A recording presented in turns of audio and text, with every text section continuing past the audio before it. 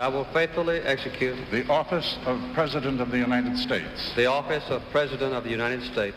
Jimmy Carter entered the White House in 1977. When I get to Washington, coming in as an outsider. After campaigning as an establishment alternative. Born in Plains, Georgia in 1924, James Earl Carter Jr. was the son of a businessman, farmer, and registered nurse. He studied nuclear science at the U.S. Naval Academy, and while there, fell in love with Rosalind Smith, also from Plains. They married in 1946 and raised 4 children. Jimmy and Rosalind were partners in the family business, which moved from peanuts to politics. Mr. Carter served 2 terms in the Georgia State Senate, and in 1970, he was elected governor. My name is Jimmy Carter, and I'm running for president. He was hardly a household name, but he won the Democratic presidential nomination and challenged incumbent Republican Gerald Ford. I'm going to vote for you. Thank you I'm going to very vote. much. All I'll right. depend on You that. can- With the nation reeling from Vietnam and Watergate, Mr. Carter's simple message struck a chord. I would not tell a lie. I would not mislead the American people. In 1976, America's bicentennial year, he beat Mr. Ford to become the nation's 39th president. Tradition-shattering walk down Pennsylvania Avenue. But the next 4 years were rocky. As oil prices and inflation soared, his popularity sank. Yet President Carter did achieve many of his goals. He created the Departments of Energy and Education, established formal diplomatic ties with China, and returned control of the Panama Canal to Panama. Perhaps his greatest achievement was an historic peace treaty between Israel and Egypt, known as the Camp David Accords. That deep and ancient antagonism can be settled without bloodshed. At the same time, he became the first U.S. president to confront the threat of militant Islam.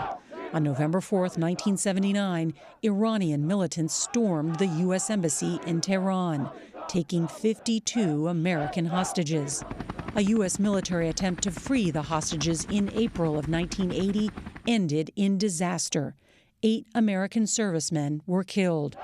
The very next November, with Americans still held hostage overseas and inflation soaring at home, Jimmy Carter lost his re-election bid in a landslide to Ronald Reagan. Mr. Carter spent his final days in the White House negotiating the release of the hostages. I, Ronald Reagan. Iran would not let them go until a few minutes after he left office.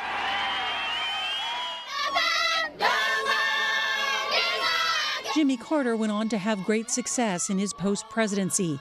He established the Carter Center in Atlanta, working for peace around the world, and here at home, building houses for the needy through Habitat for Humanity. And I have this freedom to do things that I like to do and that an official of the U.S. government or the United Nations cannot do. He was awarded the Nobel Peace Prize in 2002 and remained one of the most active former presidents in history. In 2015, Mr. Carter announced he had cancer that had spread to his liver and his brain. Faith was a constant guiding force in the president's life, and during this time, he continued to teach his weekly Sunday school lesson. All right, I see you're wide awake. Later that same year, he announced he was cancer-free and talked about it with us in 2018. I was prepared to go, but things turned out for the better. But that's an unusual thing, to prepare to say goodbye and then be granted a great deal more time. That's true. Well, I've been very fortunate in many ways. In October, surrounded by family and friends, Mr. Carter had his 100th birthday party in the backyard of his home in Plains, Georgia. Absent from celebration was his beloved wife, Rosalind, who passed away at the age of 96 almost a year earlier. The pair were the longest married first couple in American history. Mr. Carter reflected on their life together in the CBS Mornings series, Note to Self. One of your greatest sources of happiness will be your wife, Rosalind, and the growing family that will be coming. Stay close to all of them. Bring them together whenever possible, and provide them the same help and support that your own parents gave to you.